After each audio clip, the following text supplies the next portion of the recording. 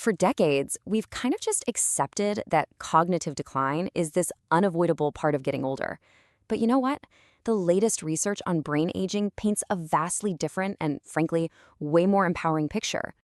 It really is the central mystery of aging, isn't it? What actually causes our memory to slip?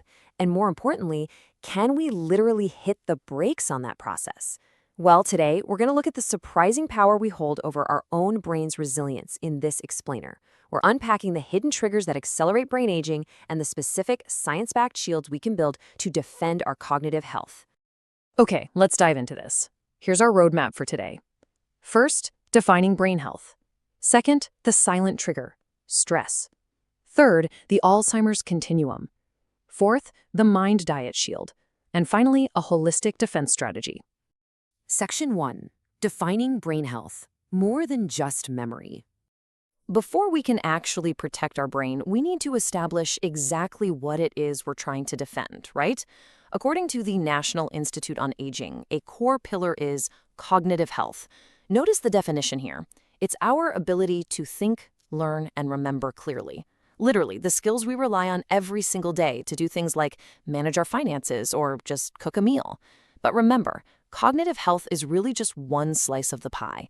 Overall brain health also includes motor function, like your balance, emotional function, how you process feelings, and your tactile and sensory functions.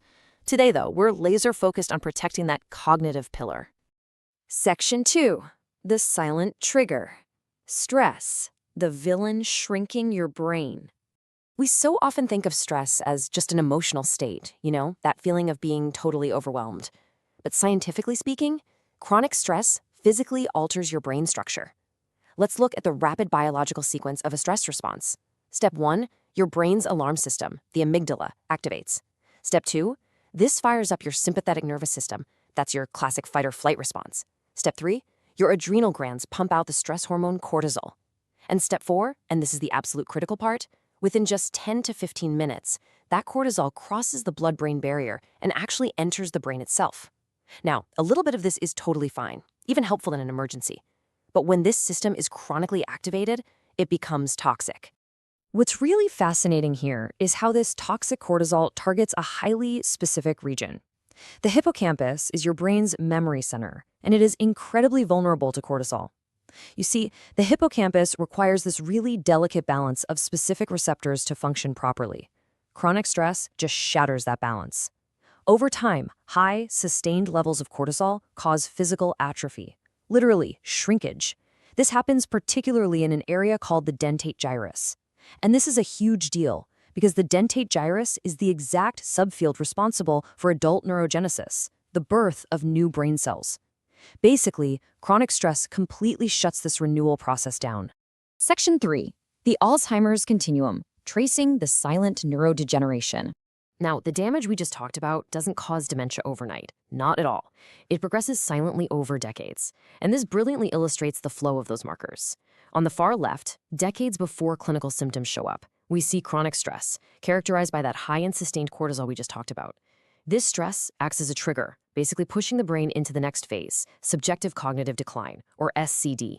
From there, it moves to mild cognitive impairment, and finally, crossing that dashed threshold line into clinical dementia. The massive takeaway here is that Alzheimer's and dementia are not sudden random events. They are the end stage of a very, very long continuum.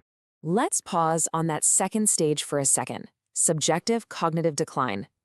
SCD is often the very first invisible warning sign. It's defined as self-reported, subtle cognitive complaints. Basically, it's when you yourself notice your memory is slipping. Maybe you're struggling to find the right words or you can't remember names. But, and here's the kicker, when you go to the doctor, you still pass the standard cognitive tests with flying colors. It is an invisible decline. And crucially, research shows that individuals in this SCD stage strongly correlate with having higher levels of salivary cortisol. The stress is already leaving its mark, even if the tests can't see it yet. Section 4. The Mind Diet Shield, Building Cognitive Resilience. So, if stress and time are the enemies here, what exactly is our defense? Well, we can look at how what we put on our plates acts as a literal shield. Now, keep in mind, not all healthy diets are created equal when it comes to the brain. There's a fascinating study that evaluated two diets side by side in older adults who were at a high risk for dementia. First up, the HEI 2020. This is the standard General Healthy Eating Index based on federal dietary guidelines. Second, the MIND diet. This is a hybrid of the Mediterranean and DASH diets, specifically engineered for neurodegenerative delay. It heavily emphasizes brain-healthy foods. We're talking leafy greens, berries, nuts, and fish, while strictly limiting things like red meat, butter, and sweets. And the study found something amazing.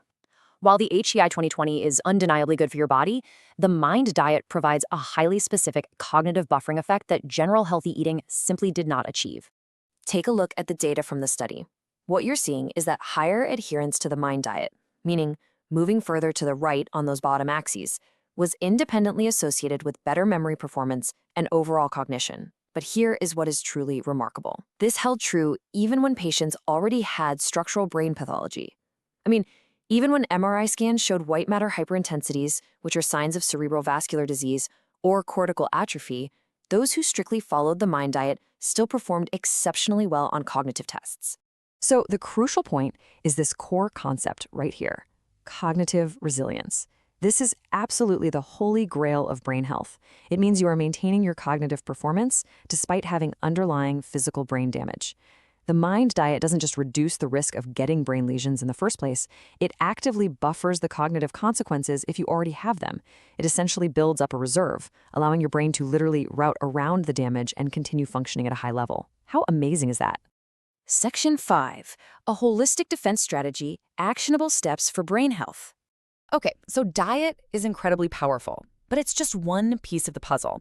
Let's look at the everyday habits that complement it. Take the number 120. This is a vital target for your systolic blood pressure. The massive Sprint Mind study revealed something incredible.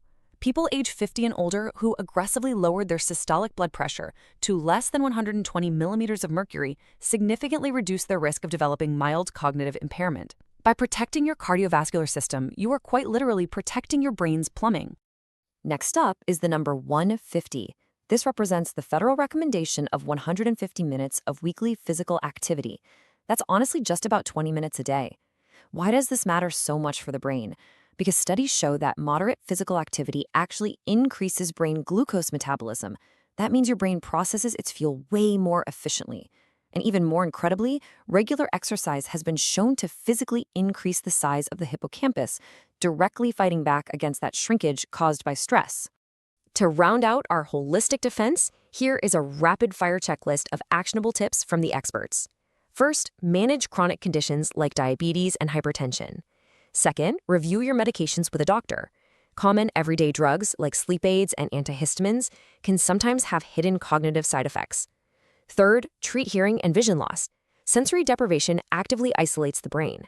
Fourth, stay socially connected to ward off the brain-draining effects of loneliness. And finally, keep your mind engaged through structured cognitive training or by learning complex new skills. Think about picking up a new language or maybe digital photography. These small routine changes cumulatively support your brain function and build a robust, incredibly resilient defense against decline. And that brings us to the end of our explainer. We've seen how chronic stress acts as this silent trigger, literally shrinking the memory centers of our brain over decades. But much more importantly, we've seen the undeniable scientific proof that we can fight back.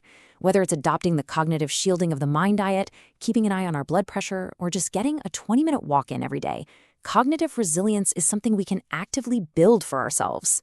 So I'll leave you